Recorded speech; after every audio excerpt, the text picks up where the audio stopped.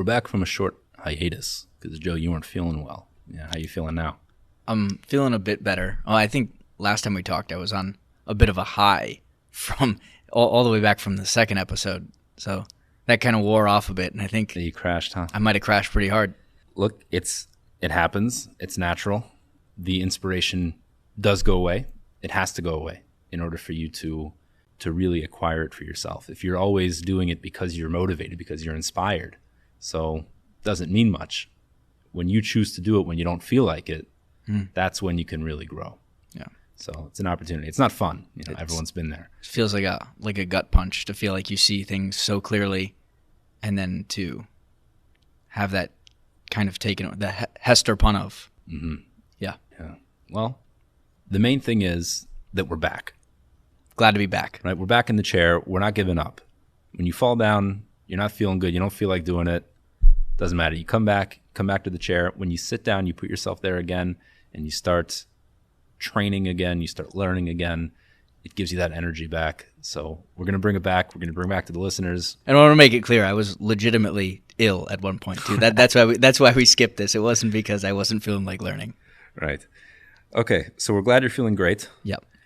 This week's chapter, there's going to be some of it that's going to sound familiar because the beginning of this chapter, we're going to do basically a lot of it's going to be a recap of what we did last week. We'll go through that fairly quickly, and it'll be good to just give us, set that framework again, and then we'll build on that, the battle between the body and the soul, what's happening there, and then we'll get into some of the more nitty-gritty details about how we actually do it. How does it work? How is that battle fought? So let's jump in. Number 1. B'matzavo shel adam ba'olam hazeh yibachnu shnei inyanim. When it comes to man's state in this world, we can look at it from two different perspectives. Tichunas atzma shel adam b'chalaka v'harkavasam. There's man himself, how man is comprised. And there's also the context in which man exists. Right, so there's man himself, and then there's the world that we inhabit. Mm-hmm. Good. Number 2. When it comes to man himself, we've already mentioned how we are comprised. We're made up of two opposites. That's the soul and the body.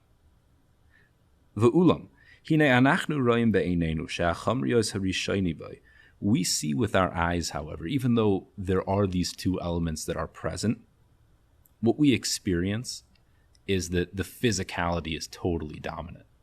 I mean, there are a lot of people today that don't even believe in the soul. The existence of our physical body is so overbearing. Right. That v'todos of chazakas by ma'od, and the effects of physicality are extreme on us. Kihine, because, look at it. Miyad acher leidasayis, the minute after a baby is born, kimat kulei chamri, he's basically completely physical. He's an animal. Ve'ein haseichel poyo by elama'at, and the intellect is only very minimally effective within the child. I have a baby at home right now, and it's true. It's very unintelligent. Ukafihi skadloi, but that's temporary, right? Temporary for some of us. Hopefully. Kafihi skadloi yelech haseichel haloich v'chazek. As the child grows, the intellect also grows and develops, becomes stronger. Each individual according to their intellect, right? Which is an important distinction he makes here, because originally we start off, we're all physical. Every one of us is almost 100% animal as a baby. As we grow, there are varying levels of intellect that each person has. These are tools that we can use. Okay, so each person has a capacity for more. Well, of course, each person has a capacity for more or less intellect, but it's a greater portion of the mind-body pair can be. Right. There's no equality. Okay. Some people are given better tools to work with. But we'll see that it's not unfair. The fact that you might have stronger tools or weaker tools it's all relative to how you use them. All right. But coming back to this, so even though the intellect does start to grow within the person, it's not replacing the physicality of the person. The physicality remains, and it maintains its grasp on the person. It's just that the intellect is now introduced into the equation and continuing to get stronger. So if a person will grow in wisdom, the yilmod ba, and trains himself, and strengthens himself in the paths of wisdom, he'll develop the strength to be able to overcome his nature. He can't replace his nature ever, but he'll be able to overcome it. And he doesn't throw the reins of his cravings and desires down. He maintains his hold on himself. He's able to go in the path of the intellect. So I had a teacher in Jerusalem who's actually quite famous in the Jewish outreach world. His name is Rabbi Moti Berger at Torah. And he famously would ask these questions, these very provocative questions to people.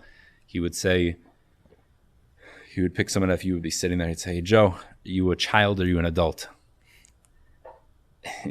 And say this, maybe it's not you, some other Joe. I'm an adult. Say another Joe. Yeah, he's kind of taken aback, like, what's insulting? So, yeah, I'm an adult. And he says, "Oh, really? What happened when you were 13 years old? You had a bar mitzvah, right? Mm. Does anyone here believe that at 13 you became a man?" I mean, what 13-year-old out there is a man and not a child? It's just no one. So what's the Torah teaching us? What does it mean when someone turns 13 and they become bar mitzvah, they reach adulthood? What happens then is not that they become an adult instead of a child. Adulthood wakens up within them, but the child refuses to leave. So this guy who's 23 years old sitting over there, so he thinks he's a 23-year-old man. No, he's a 23-year-old child and a 10-year-old man, that his adulthood is woken up. So this is the official recognition of the intellect as it starts to gain some power over the body. It's a level of the intellect that's developed, a maturity of the mind that's developed to a point where a person can acknowledge responsibility. And that's why they're now obligated to do certain things. Right, that's the point, because it's at that level that they have responsibility over certain things. Now, this isn't really our topic, but it's just now that we've come to it, there's actually another age that's significant, and that's age 20. That we have a tradition that even though a person's obligated to keep commandments after the age of 13 for a boy and 12-year-olds for a girl, they're only held accountable for spiritual punishments at age 20. Because at age 13, the level of intellect, of awareness, maturity that's developed is enough to recognize there's right and wrong, there's responsibility, I have to do this, I can choose my intellect over my body. That much autonomy a person of that age has. But to recognize eternal consequences, that maturity doesn't develop until age 20. So that's an interesting, I think many people don't know that. Anyway, coming back to our topic, the intellect becomes introduced in a person, it grows, but it does not replace nature. It just becomes introduced in addition to nature. The content of the things that we're discussing, the things that we experience, the things that we see. When it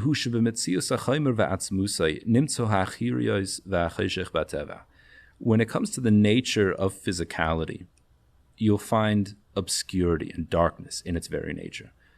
That's what it is. Physicality is a very distant existence. Now, it's an interesting phrase he uses here. It's a distance from what? No, it feels like it's right here. Right, exactly. It's tangible for us. It's the most real thing. But the truth is, the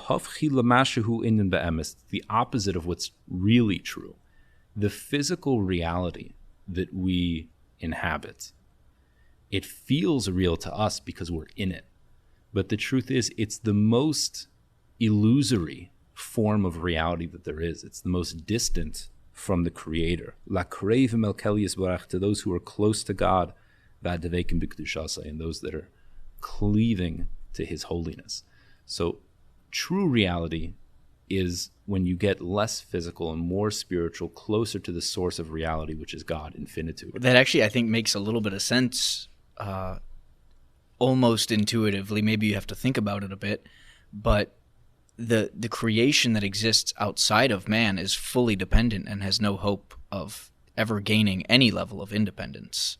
So it would inherently be that which is furthest removed from God. Sure. Yeah, there are many ways to look at it. That's one. Another is the fact that we see disparity everywhere. Right? Things are different from each other, which is antithetical to God. God is one, infinite. Mm-hmm. So this world is very distant. The hanashama atzma. Now, that conversely, that's the body. That's what's dominant within us, is this whole nature of obscurity and darkness and distance from true reality. Now, contrasted with that, the neshama itself, the soul, even though it itself is pure and elevated,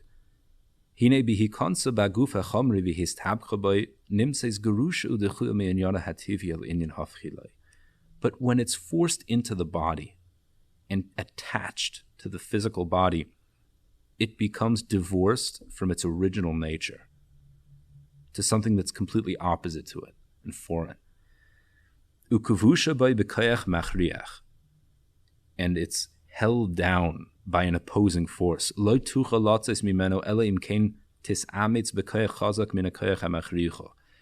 It's unable to escape from the grasp, from the hold that's bringing it down, unless it exerts a tremendous amount of effort in opposition to this force. Unable to escape? Well, it's not escaping it. It means to escape the hold on it. What it's trying to do is express its nature. It's being withheld. It's being trapped in the body, and it can't express its true nature of spirituality and purifying the body. It's unable to do any of these things. So It's trying to escape the hold on it so that it can express itself. Now, now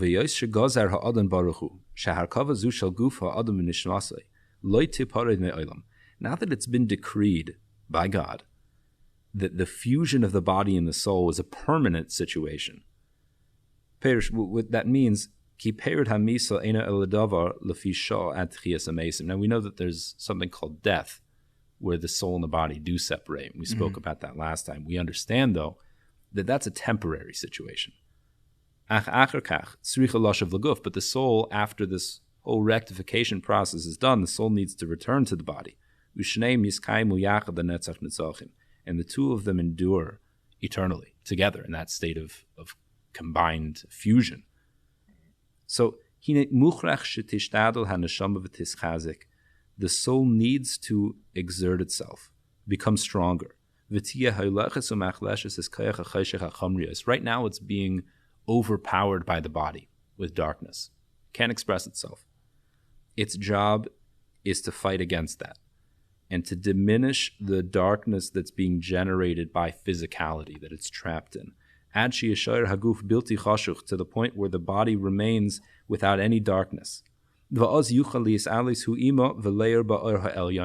the point where it can purify the body, where the body can elevate together with the soul as a vessel for the soul and experience light. Now, here's an aside. We're using terms like light and darkness.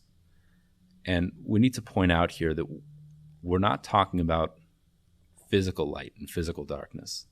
But it's also not accurate to say it's purely an analogy. Because what we'll talk about at a certain point is this physical world is also a manifestation of spiritual reality. So it's not an analogy. The darkness and light that we see in the physical realm is a manifestation of real darkness and real light. But what's that? What is real darkness and real light? I was just about to ask that. Good. I'm glad you were about to. What light does is it provides perception. When photons bounce off an object and hit our eye, we become aware of the object. We perceive it. And if it's obscured, we don't have perception of that object. So that's in the physical world. In the spiritual world, what light is direct perception of reality, the perception of God, which is the ultimate reality. That's the light of God, is the perception of God. And darkness is the obscuring of God's presence in this world.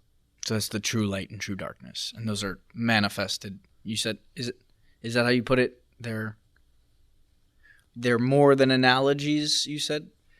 That's true. I don't want to get too deep into that. Yeah, let's leave it as an analogy for now. So you should be aware when we're talking about terms like light and darkness, that's really what we mean. Perception, providing perception or obscuring it. V'ulam.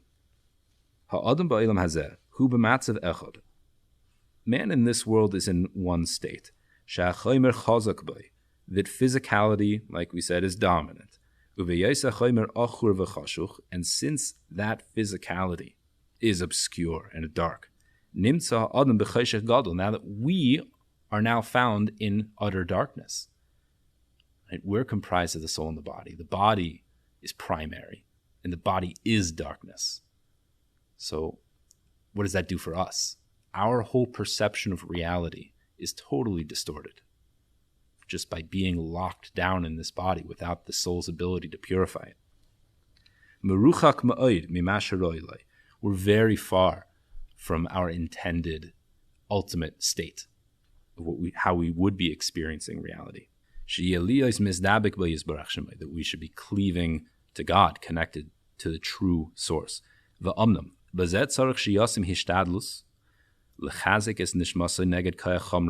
So in this we need to place our efforts, invest ourselves to strengthen our soul against the power of the body, the power of physicality. Ulehetiv es matzavai, and to improve our station, lahalos atzmai ilui ad hashiur haroilai, to elevate ourselves to the point that's really appropriate for us. Okay, so that's number 2. That was basically a recap of chapter 3, more or less. But let's continue. Number 3. The place that we're found in, gamhu chamri v'chashuch. It is also physical, and therefore dark. And everything within the world is physical. And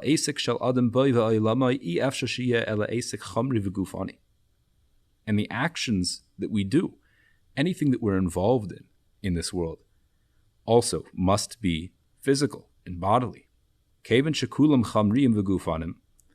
Because everything that we're interacting with is physical and bodily.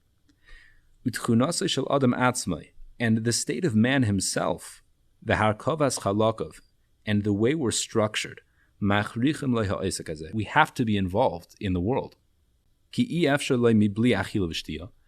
we have to eat, we have to drink. And other things that are natural, other bodily functions. We have to do these things to survive. We can't just ignore our physicality. And you can't not have things, have possessions, even though some people try, which to some extent is a noble cause. But I mean, even Zen monks own something. Well, help me understand. Why don't we try to do it like the Zen monks, I guess, where you focus on, I guess, completely just the spirit, minimizing everything? Right, minimizing all of that stuff. Good question. We're getting to that.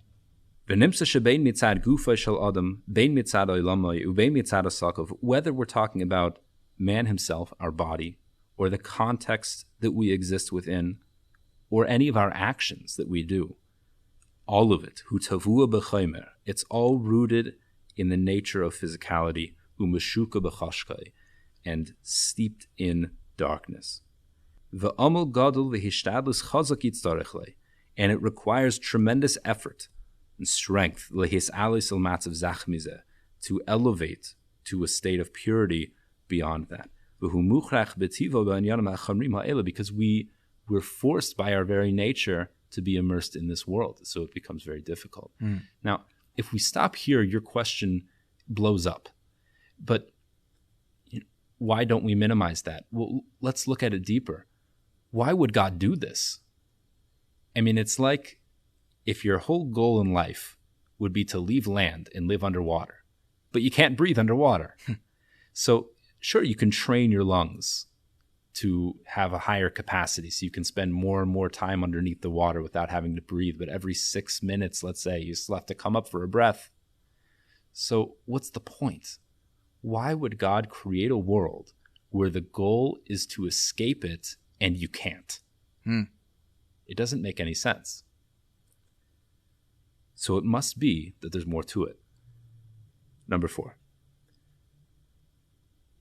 V'ulam, however, from the depth of God's wisdom,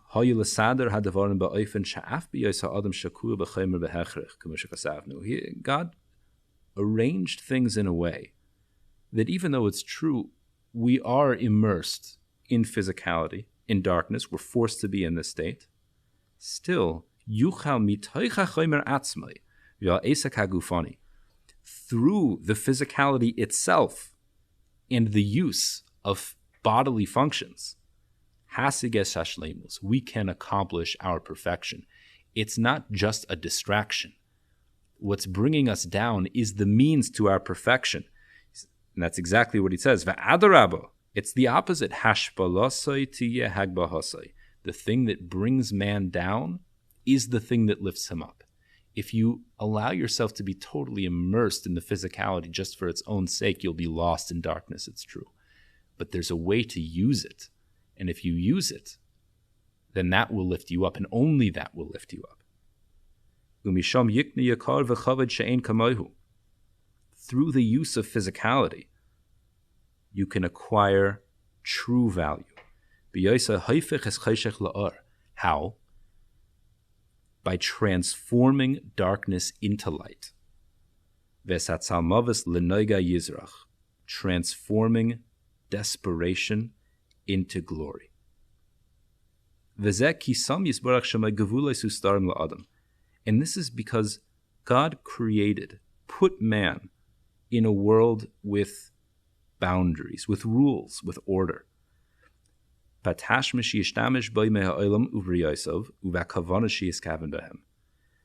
can be used with proper intention and with direction. That when it's used properly by man, those boundaries, those rules, it's ordered correctly. And with the proper intention and direction, that the Creator commanded.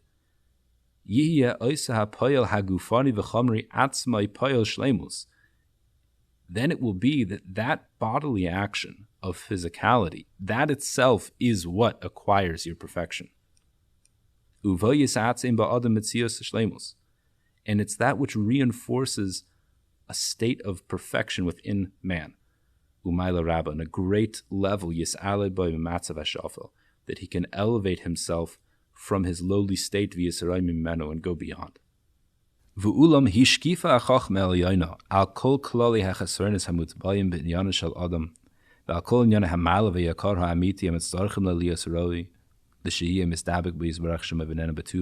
Now, God looked in his wisdom, he's the creator.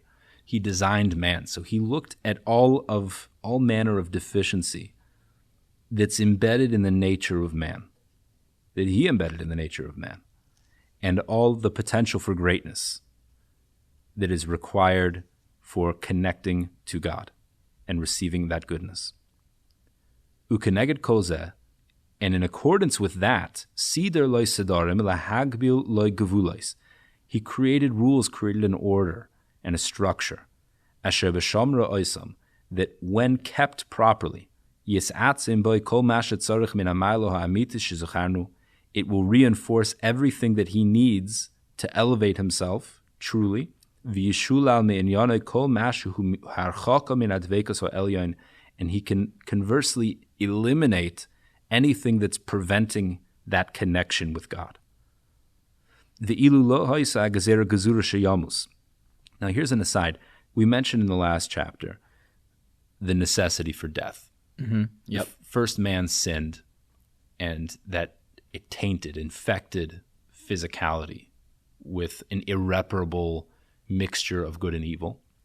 And the only way to fix that is to have a separation, a temporary separation of the body and the soul. That applies on a human level and a universal level as well. This death process needs to occur. Now he's saying, theoretically, if none of that were the case, let's say man had not sinned originally, the original plan was, al yedei ha'maisim ha'ela, through these actions that we're discussing now, ha'isa ha'neshama mischazekas, the soul would have been strengthened, so powerful. V'chayshech haguf mischalish, the darkness of the body would have become weakened, ba'ofen shahayim mizdakech al yada zikuch gamor, in a way that an ultimate purity would have been achieved within the body, umis alim shneim el adevekus ba'yizbarach shemai, that they would both elevate to complete connection with God to the degree that's possible for them. Ulefisha gezer gezura, but that's not the case. The body could have been elevated within this lifetime, but because we sinned, exactly, it can't. We have to die. Right. Ein hadavar. So not just we have to die. Ein hadavar na'aseh b'pam echad. The same process occurs of the soul being strengthened and then purifying the body, but it doesn't happen all at once. Ach al kol panim mischazek haneshama ba'atzmo. But there is a point for being here. It's not like, so what are we doing here anyway? We should just hit the reset button, right? Man sinned, irreparable damage occurred. So separate the body from the soul. So just do it now, right? Hit the reset button, separate the body and the soul, and let's try again. But no, something is happening here. We are accomplishing something even though we're in a state where we don't see the effect. And what's happening is the soul is being strengthened by our good actions. By our turning toward our intellect, strengthening the soul, it is being empowered. It's just that that power is locked down right now. V'haguf mizdakek b'koyach, and the body is being purified in potential. It's really happening, but hasn't been actualized yet. Afal pisha ein nasa b'foil, even though it hasn't been realized, v'koyna adam matzav shleimus b'koyach, a man can acquire his true perfection here in this world, but in its potential form, sheyetze acher kach lapoil b'zman haroilai, that it will only become actualized, come to fruition in the world to come. Get the payment in arrears. Exactly. It's just going to burst through. All of that potential energy that's built up will suddenly... You're investing your soul coins now. Yes. It's the new crypto. It's. Sorry, that was a bad joke. I was going to say something about Matt Damon, but I decided not to. Number 5. Ach, hasadorim v'hagvulos ha'ela, hinehem klal hamitzvos ha'asin v'alavin. Now, these rules that we're talking about, right? God created this context. He created rules and an order that we can use. These are the mitzvahs. These are the commandments. Okay, they're not arbitrary directives. I say do this because I'm God and you have to do what I say. The mitzvahs are the opportunities of the world, the context that we live in order to perfect ourselves. Asher kol achas mem mechuvenes el tachlis haknois ba'adam, that each mitzvah is designed for the goal of the acquisition of man. V'hatzim by echad mimadrego hamalo ha'amitish zacharnu, to reinforce a new level, a higher level of spirituality within man. V'hasoras echad me'inyanei ha'choshech v'chesroinus, and to remove any manner of deficiency that's preventing man from God. Al yedei poel hamitzvos aseh hahi, that through the performance of a positive commandment, a do this type mitzvah, oy menia min haloi taseh, or the refraining from transgressing a negative commandment. V'ulam prata mitzvos kulam v'chein prate kol mitzvah u'mitzvah hinehem miyusadam ala mitas mitzius v'inyanas shel adam b'chol b'chinaisav. Now, what the mitzvahs are and the details of each individual mitzvah respectively, they're all founded in the complexity of man. And they all correspond to something. Now, I like to think of an analogy like this, that let's take science. Right? Science is the study of the laws of physical nature. What Torah is, what the mitzvos are, they're the laws of metaphysical nature. I think a lot of people don't think about it in these kinds of terms. And you hear people ask questions a lot like, why do this mitzvah? Why do that? What's the point? Like, what's... And I think the underlying assumption there is that the mitzvah is some sort of symbolic gesture, something that we go through this motion, and it's some sort of ritual that has a message attached to it that I'm meant to internalize. And while that might be true on a superficial level, it's so much more than that. Tefillin, putting on these boxes on your head. If you're not familiar with tefillin, it's, well, I don't know how to describe it. Because kind of like putting on boxes, yeah. Yeah, that's exactly what it is. It's putting on boxes of scrolls with Torah verses written inside of them. And there's all kinds of details, very meticulous details about how it needs to be constructed. It needs to be perfectly cubic, and every angle is a 90-degree angle, and it has to be from the leather of very specific kinds of animals, and it needs to be dyed black. And the straps need to be from leather, and they need to be a certain length, and there's a certain letter that needs to be inscribed on it. And there's all these, like, what kind of symbolic message are you supposed to get from that? This is a machine. This is a metaphysical device that's affecting the body-soul fusion. And to ask, why am I doing, it's like no one would ever ask if they hear E equals mc squared, right? I'd say energy equals mass times the speed of light. Who says why? Okay, there is a why, right? It was derived by Einstein.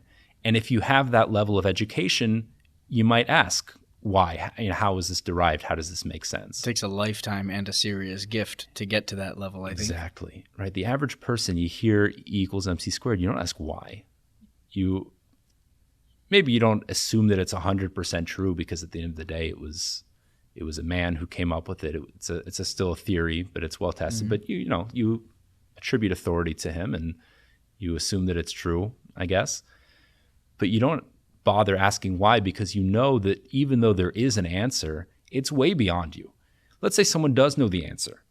What are they going to tell you? Nothing that you're going to appreciate, right? So it's really the same thing when people ask a question, why am I putting on tefillin?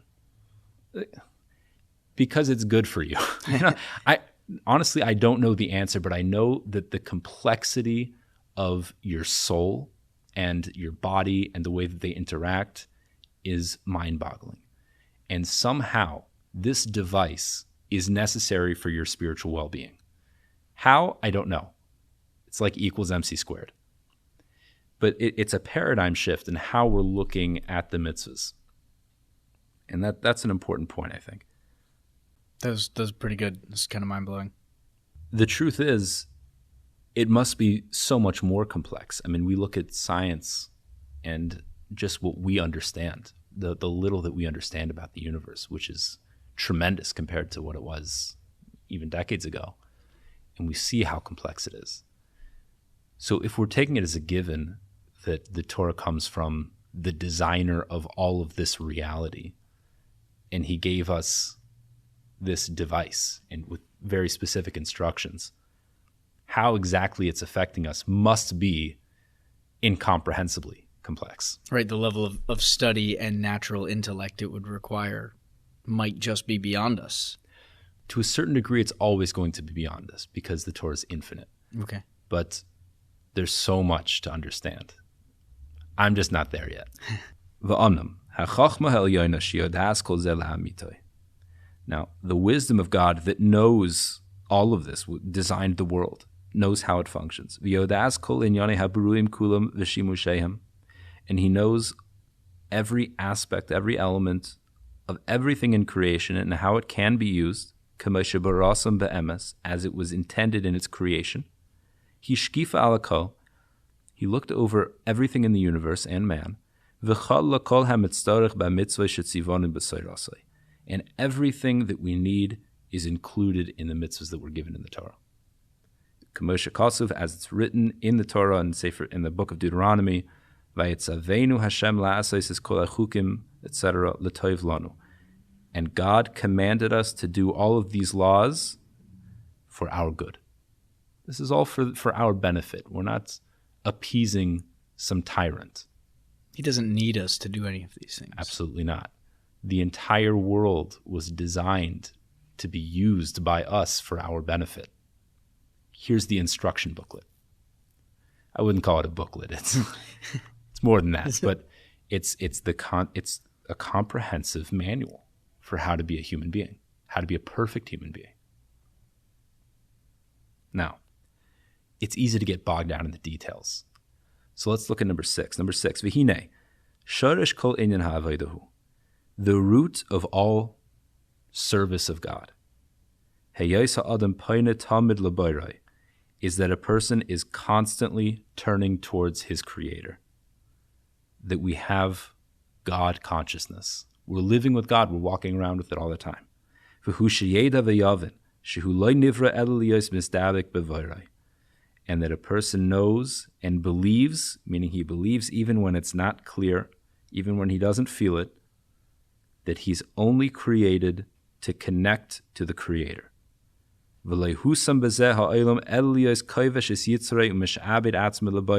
He's only placed here in this world to conquer his desires, to conquer his Yetzer Hara, and to establish himself as a servant of the Almighty. How do we keep that at the front of our minds when at times we do feel like God is obscured?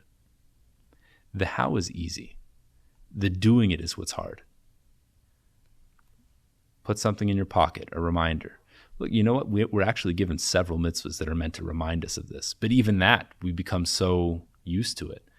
Wearing these fringes on our clothes, tzitzis. That's what it's for, to remember the mitzvahs. A mezuzah every time we walk out of a door. Having tefillin on our head, having a kippah on our head. There's so many things that are meant to bring us back to that consciousness. There's a commandment. It's the first thing that's brought down in the book of Jewish law, Code of Jewish Law, Shulchan Aruch, is remember God. Easy to say, very difficult to do. It would make all our lives a bit better. It's very difficult to do. Look, think about it like this. This is the secret. This is the only thing that matters. If it would be easy, then right. The whole system would fall apart. If it was just an on button. It follows that this should be the most difficult thing to do, to have God consciousness. And this explains a lot why people are put off a little bit by religious communities. And sometimes a person, even if a person becomes inspired and wants to learn about Judaism, wants to connect, and then they start getting involved in a Jewish community, a quote-unquote observant, not quote-unquote, an observant Jewish community. And they're very quickly disillusioned because they see, these people aren't angels. And how could that be? How could it be if you're living the life, you're going through the motions, you're doing all of the commandments, and still you're behaving like me? Now, it's unfair to put it like this because I do believe strongly that within observant communities, it's a higher level, it's a high level culture. But there's things, with everyone. Sometimes I like to give the analogy of, it's like you go to a gym and everyone has this gym membership and you see them, but they're all out of shape. Everyone at the gym is out of shape. It's like, well, how could you have a gym membership and you're out of shape? Well, if you go on the machine, if you don't run fast, standing on the machine isn't going to do anything for you, right? If you're not working. So that's what's hard. Just going through the motions, having these commandments as part of your lifestyle, it does something for you. It really does. It's not nothing. It's not completely empty. But if you're missing the God consciousness, then you're going to be lost. And unfortunately, it's very easy to get lost, even when you have the lifestyle. I don't know why, but for some reason that makes me feel a little bit better. Why? I'm not sure. Maybe because I didn't do anything wrong to lose it. To lose it.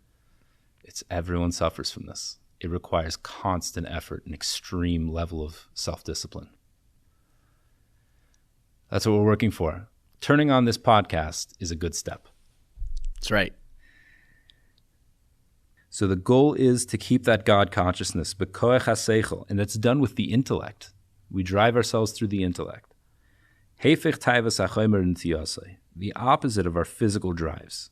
V'yeh manhiges kol pu'ulaisov v'hasagas hatachlis hazeh v'lo yita mimenu, and you direct yourself in all of your actions with this goal in mind, not turning from it an inch. That's the goal. Now, that's the root of everything. That's what everything's based on. Number 7. The actual behavior, what do you actually do, that's broken up into 2 parts. Number 1, things that you do because you're commanded to do them. The second, the second is things that you do because you have to do them for your own needs. Perush, let's break that down. The first one, hu klal ma'aseh mitzvos. The things that you're commanded to do, that's the mitzvos. V'hasheni, klal ma'aseh adam mishtamish min ha'olam l'tzarkai. The second category are things that you use the world for your own personal needs. So, ma'aseh mitzvos. Hine tachlis bo la'adam she'asehu mevurhu. The goal and the purpose of a person doing it, that's explained. We know that. Shehu l'kaim mitzvos boira v'lasas cheftzai. That's just the very literal fulfillment of God's command, doing His will. V'hine hu mekayim cheftzai yisbarach shemai b'shnei drachim nimshachim zeh mizeh. But when a person does it, meaning God says do X, I do X. Now, when you do X, you're really doing 2 different things on different levels. Level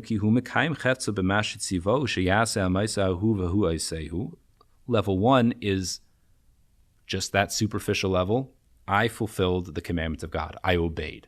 God said X, I did X, I fulfilled His will. Vashenis, number 2,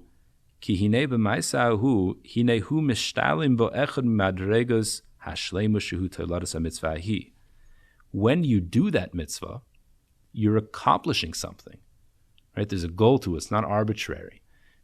You are perfecting yourself in a certain area, 1 level higher than you were before, as we've explained. And that itself is a fulfillment of God's will for you.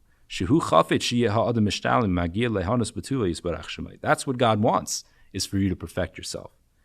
So for example, if I ask my kid to clean his room, and he does, so now he's done 2 things. One is he did what I told him to do. That's good. He obeyed me.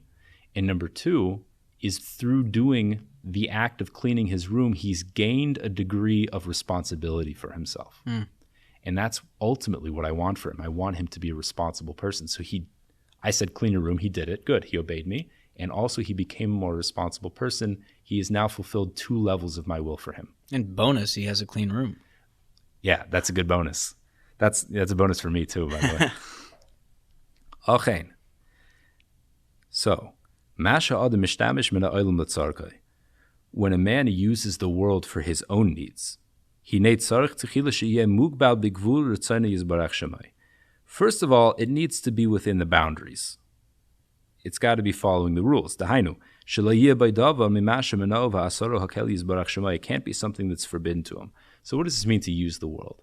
You got to eat lunch, right? There's no explicit commandment, eat lunch. But you got to do it because you need food, you need energy, you got to survive.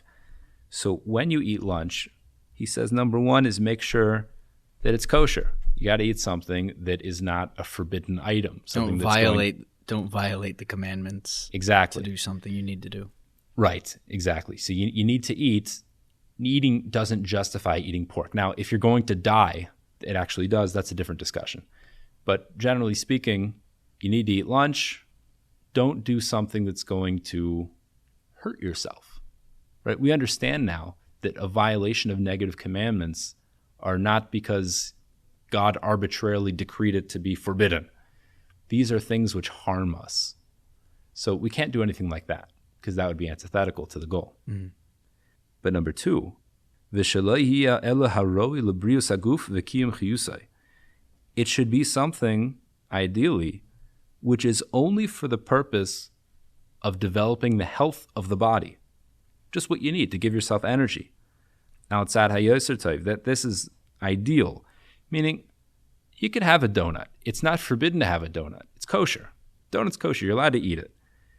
But are you accomplishing the goal, or are you just stuffing your face? I mean, why are you eating the donut? Because it tastes sweet when you put it in your mouth. But what's the point of your life? This is another thing, even, very religious people get into. Is this allowed? Is this allowed? We get stuck into this mode of thinking, what can I get away with? What's allowed? What his point is here is step back. What's the entire purpose of your life? And what's facilitating that? Is there a point? Is there a goal being accomplished when you stuff your face beyond I like it? Is that fulfilling your purpose in this world? But can we eat donuts? It's allowed. Okay. It's certainly allowed. And let's just be careful about what we're trying to facilitate. Yeah, and you know what? There are examples where even though it might not be for the health of your body, sometimes you're sad. Eating a donut's going to put you in a good mood. And maybe you need that energy to push you forward a little bit. But you got to make sure, if you're going to justify it and say that this is within the realm of doing God's service, you got to be sure that it's legit. Mm-hmm. Right? And that's not so easy to do. It's easy to fool ourselves, 100%. Especially with a tasty donut. Yes. Right there. And also, you got to be smart. You got to think, because part of this calculation is, if you're already stuffed and you don't feel good, and because you don't feel good, you want to have another donut, right? So that's not going to give you energy. That's going to make things worse. Right. So everything has to come with a very heavy calculation. But the point is that if you have lunch for the sake of giving your body energy, to prepare the body, so that you can do soul work, do the things that are actually accomplishing the purpose of your life. You're doing it so that the body won't be incapacitated, so the body won't be too weak to facilitate the work that you need to do that's going to help your soul. When a person uses the world, the physical world, in this way, even though it's not explicitly a mitzvah, it turns out that use is in fact giving him his perfection, because it's all accomplishing the goal. It's part and parcel of the whole system. And he does acquire new levels of spirituality, the same as he's acquiring his perfection with all of the mitzvahs. Because also this is a mitzvah, lishmar es gufeinu b'hachana haguna, to keep the body, to protect it in a proper and fitting way, l'shenucha la'avoid bo es boreinu, so that it's able to properly fulfill the service of our Creator. V'nishtamish me'a'olam l'kavana zu u'letachlis zeh kefi shemitzarech lanu, and we use the world with this intention, with this direction in mind, for this purpose. It turns out that we're elevated through this action. And that lunch, that grilled chicken salad that you had for lunch, also becomes elevated. It becomes part of God's work because it became a service to man. That he's able to serve God. Okay. Now, at this point, like our previous episodes, this material is dense. It's a lot to take in, and it's a lot to take in at one time. So to lighten the load on you, Joe, to lighten the load on the listener, I think it's prudent. Let's split this chapter into 2 episodes. So we'll wrap it up here and continue next week, and we'll see where we go from there. All right. Sounds good. Thank you, Rabbi. Looking forward.